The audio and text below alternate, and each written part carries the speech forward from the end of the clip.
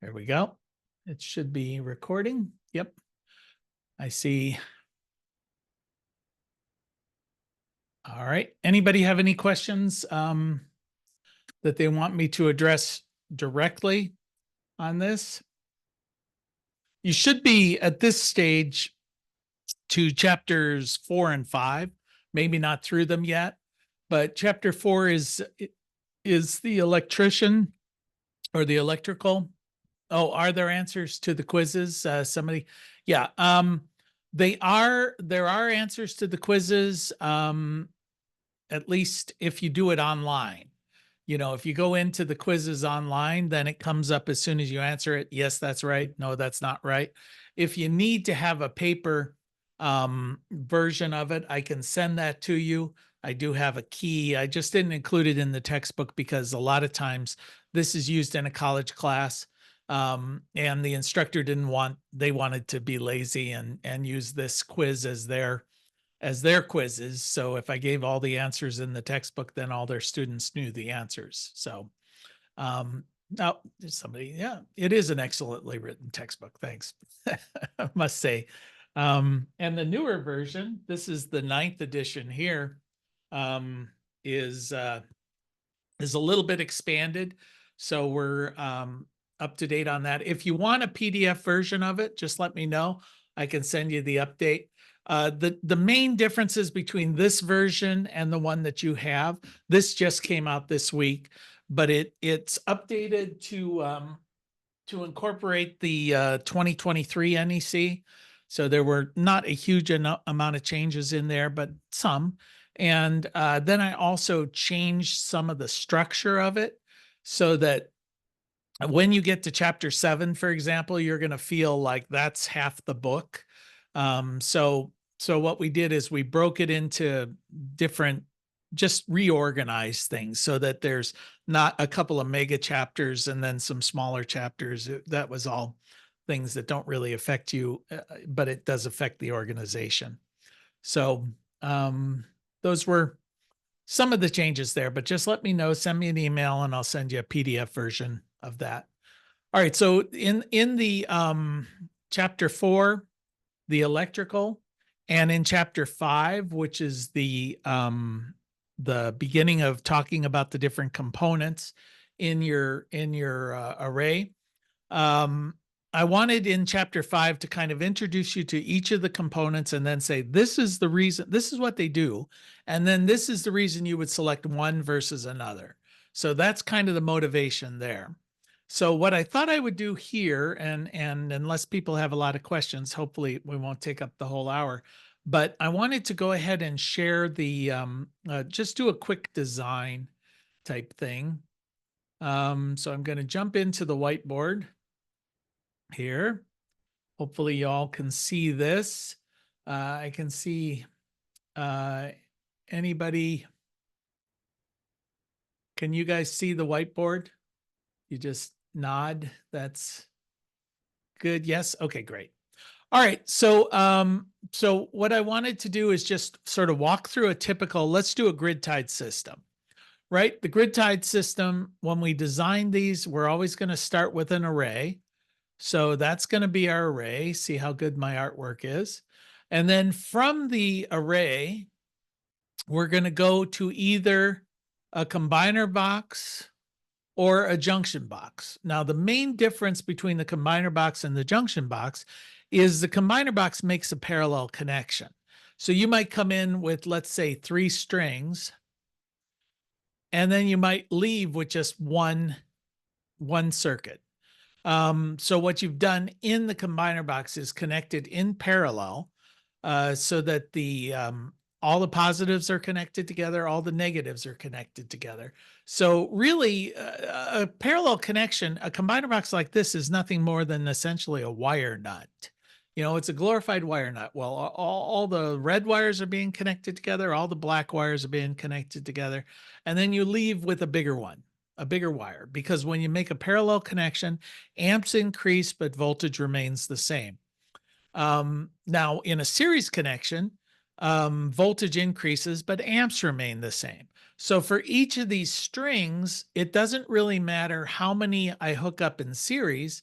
The amps are always going to be the IMP, the amps at the maximum power point um, under standard test conditions. So I could hook up 100 panels together in a string, and the amperage of that string is always going to be the IMP. Now, the problem is the voltage is going to keep increasing, and at some point, you're going to exceed the voltage limitations that are imposed upon you by the National Electrical Code. But that's simply a regulatory imposition. It's not a technical imposition. So that's when we get into string calculations, and we'll get into that later. But we have to say, okay, so what is the maximum voltage this string can be at? And so how many panels can we hook together in a string without exceeding that maximum voltage? Well, under normal, if you just think about it logically, you would say, okay, well, if the voltage this is operating at is VMP, and my limitation is 600 volts, I could just take 600 divided by VMP, and I come up with the number of panels I could hook up together.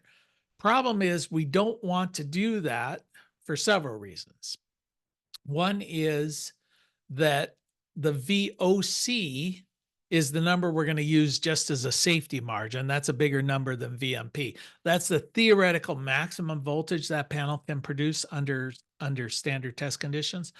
So instead of using VMP, which is the actual voltage, I'm going to use the theoretical maximum. Okay, fine. We've just put in a bit of a safety margin there. So I could just divide VMP or divide the maximum voltage of my system, 600 volts for residential, divide that by the VOC, and I would get the number in a string, except temperature affects voltage. So in this case, we have to adjust for temperature.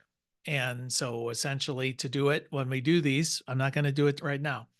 You would take what is the VOC on the coldest day ever experienced at this site, and then we'll divide it into the 600. So just give you a little logical background there. All right, but I'm talking about amps at the moment. So here we're saying, okay, this is going to be a combiner box. So this is a combiner box, not a junction box. A junction box would just be a transition point we would run with the same number of strings out of it. So now this was the PV source circuit. PV source. And this coming out of the combiner box or junction box is the PV output circuit. Now, if it were a ground mounted system, we might put a DC disconnect up here right at the array, just because you want to be able to turn it off at the source of the power as close to it as possible. And then, for instance, let's say we're running 150 feet to the house. So I'm just going to make note that I said 150 feet here. Then we come up to the side of the house. Well, then I want to have another DC disconnect. And that DC disconnect has to be located within 10 feet of my inverter. Normally in today's market, these DC disconnects are simply built into the inverter. So this is a very common now thing where you would come in Solar Edge, it's at the bottom. Sunny Boy has them sort of looking just as I drew it, where there's a DC disconnect added on to the inverter. And then the inverter is here. So certainly within 10 feet of the inverter. From the inverter, and the inverter primarily takes DC electricity, converts it into AC. So from here, we have to go back outside. So this might be inside the house or inside the garage or whatever, or it could be on the outside wall. From here, we have to go to an AC disconnect. And the code requires that you have an AC disconnect located within 10 feet of the meter. So let's say this is the electric meter here, right on the wall outside. Well, you want to have this located within 10 feet of the meter. Then we're going to go back inside, and I'm going to hook into the service panel. And then this service panel would have already been hooked into that electric meter. And then that electric meter probably runs out here to a transformer that's out there on the telephone pole out by the road. So this is a typical grid tied system where we go from the array, could have multiple strings. It's coming into a combiner box. In this example, we're going to be hooking it into one single string. That's not the case in most systems today, and we'll talk about that for a reason.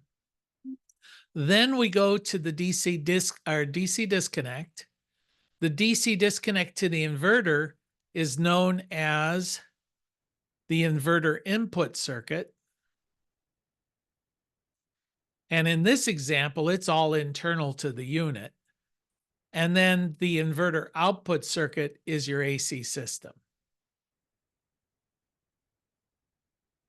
So those are the four main circuits within a solar, a string inverter system. PV source, PV output, inverter input, inverter output. So how do we size the wire? So that's what I wanted to kind of get to. So let's assume this is our system. How do we size this wire? All these wires, all these components, they have to be sized. So in order to do this, I'm going to have to throw out some numbers. I'm just going to make these up. Hopefully they'll make logical sense. They may not because I'm just making up numbers. So let's say this is a 6 kW array. And as part of this 6 kW array, we have 3 strings. So each of those strings would be about 2 kW. Because each of these strings have to be balanced because we're hooking them together in parallel. So the voltage has to be identical when we make that connection inside this. So I need 3 strings, 2 kW each. If they're 2 kW, let's just for convenience sake say that the panels are 250 watt. And so there would be 8 of them. So 8 panels, 250 watt. That's a pretty small panel in today's marketplace. And there are 3 strings. So if I wanted to make this make sense, let's assume that, let's just say my amperage is, my IMP is, I don't know, 9.5 amps IMP. So if I divide that, if I say 250 divided by 9.5, that's going to give me my voltage because VMP times IMP has to equal 250 in this case. So it's going to be 26.3 volts VMP. All right, you'd get that off the panel spec, but because I'm making this up, I'm just making up numbers. Okay, so the one thing I do know is that the ISC is going to be a little bit higher. So let's say it's 9.8 amps is the ISC, and the VOC is going to be a little bit higher. So let's say it's 30.1 volts VOC. We'll just throw those out. All right, so how do we size this wire coming from the panel to the combiner box? Well, your panels will come with pigtails, and the pigtails that come off of the panels are already going to be 12 gauge wire. That's just what's normal in today's marketplace. And the reason for that is because given the size of these panels, in our case, it's 9.8 for the ISC. So 9.8 amps. And then we would put in some safety factors. We would put in the 1.25, which is required by the NEC. So that's just saying we don't want your wire to be just enough. We want it to be 20% more. So you're going to multiply it times 1.25. But because of the variability of solar, the NEC requires a second 1.25 safety margin. Well, why is that? Well, basically, these numbers are based on 1,000 watts per square meter of irradiance. And I've had measurements when I take my meter outside on a nice sunny day of as high as, say, 1,200. So I'm already 20% more than what the STC. So because solar can be anywhere, can be easily 20% more than STC, they want a second safety margin. That safety margin applies until the first piece of electronic device that connects to it is hit.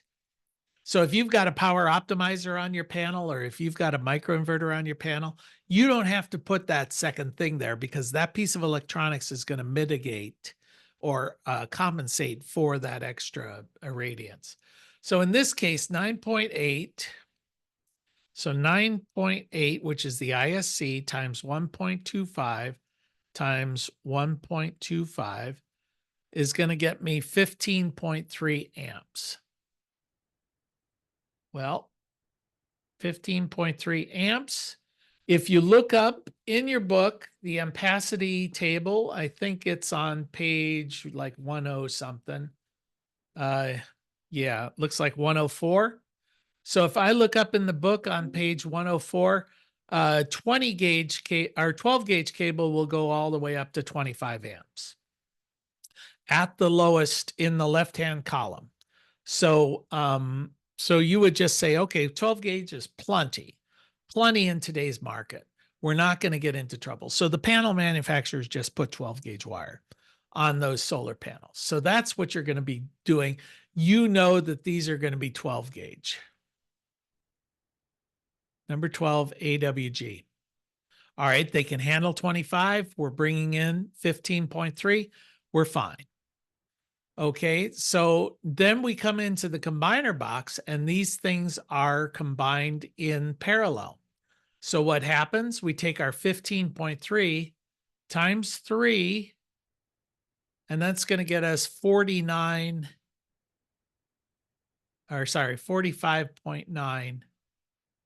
amps. I think my math is right. So this wire here has to be capable of handling 45.9 amps. Well, if we look up in the table on page 104, what wire size do we need to do 45.9 amps? Well, at minimum, we need 6 gauge wire. Because if you look at the left-hand side, 6 gauge wire is 55 amps. Now, let me address the fact that there are 3 columns there. There's low temperature, medium temperature, and high temperature wire. And each of those wires has a different ampacity rating. So you could say, well, if I'm using high temperature wire, I could get by with 8 gauge wire, because high temperature wire, that has a capacity of 55 amps at the higher gauge.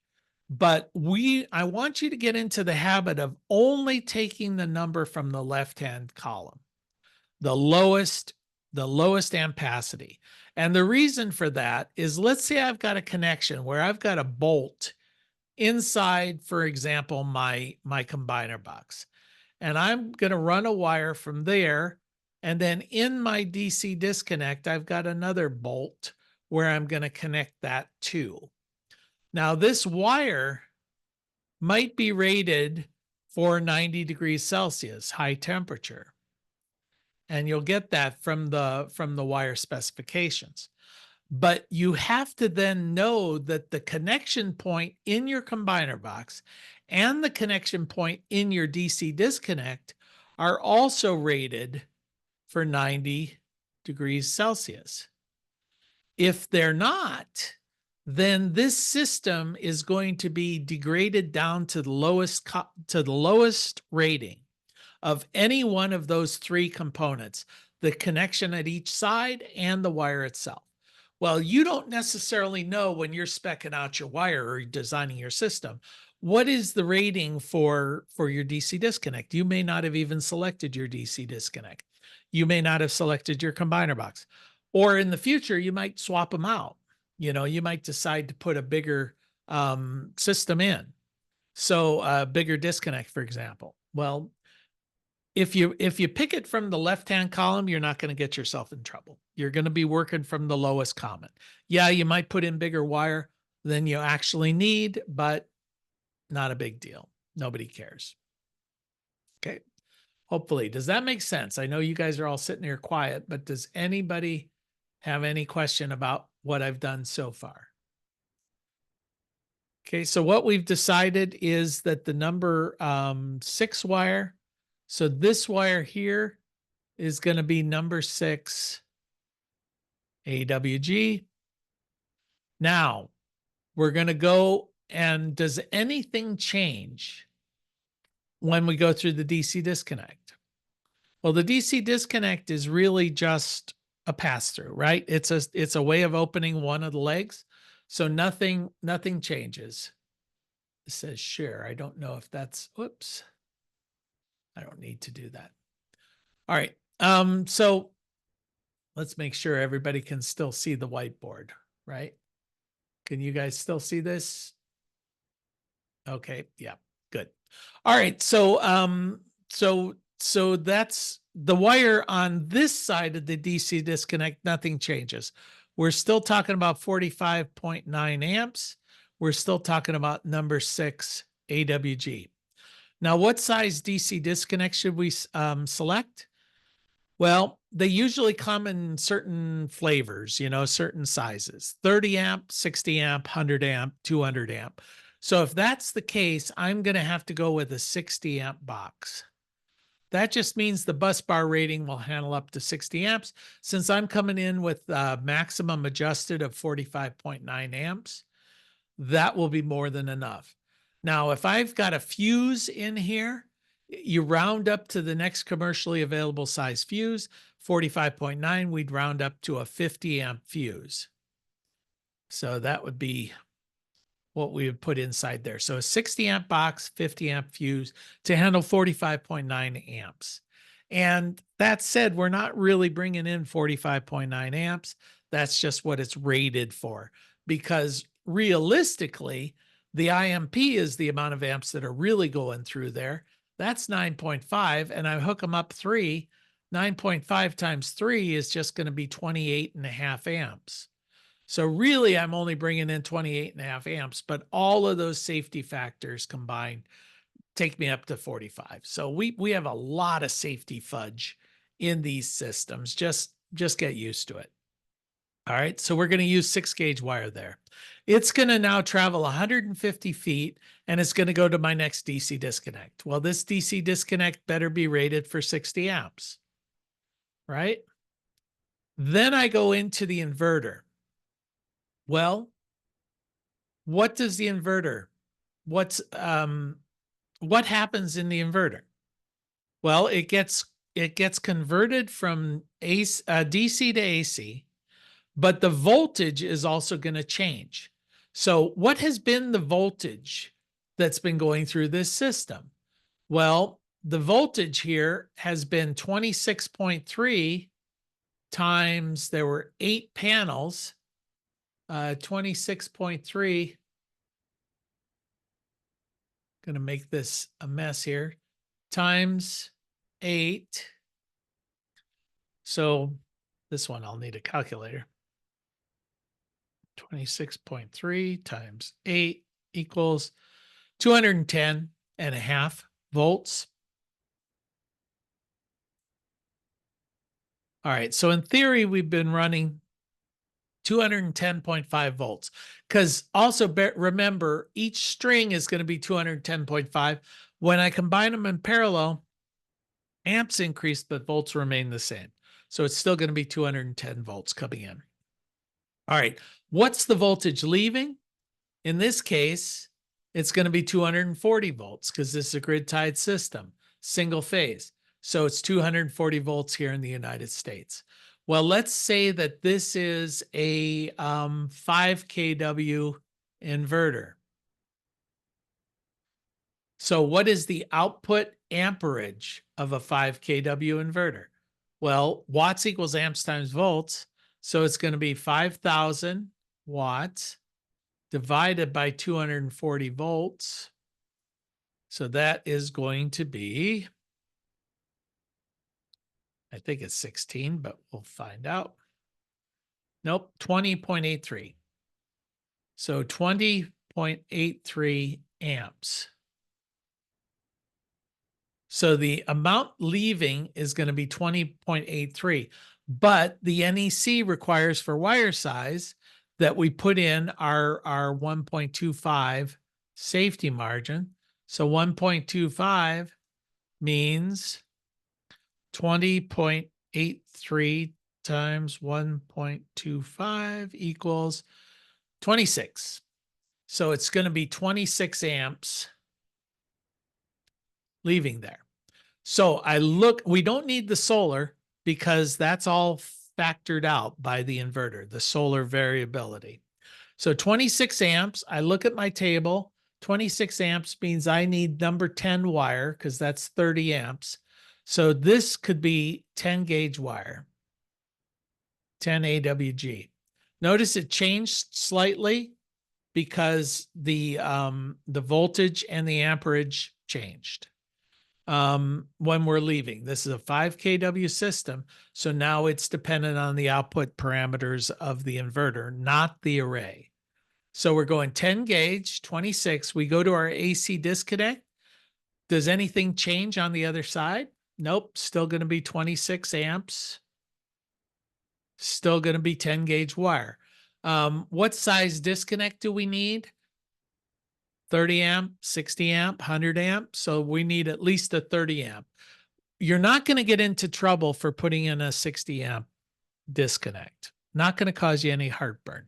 You're just maybe going to pay money for something that you don't necessarily need. You don't need it that robust. But if you're thinking about adding solar panels in the future, you may as well size that disconnect based on the size, the ultimate size of the array. The difference between a 60 amp and a 30 amp disconnect is pretty minimal, but the cost of changing it out later is going to be somewhat substantial. So you may as well go ahead and upsize it at the moment. That's part of the future proofing process. Okay, so now we come into this, and we're going to come into this breaker if we're doing a load side connection. So I've got 26 amps coming in.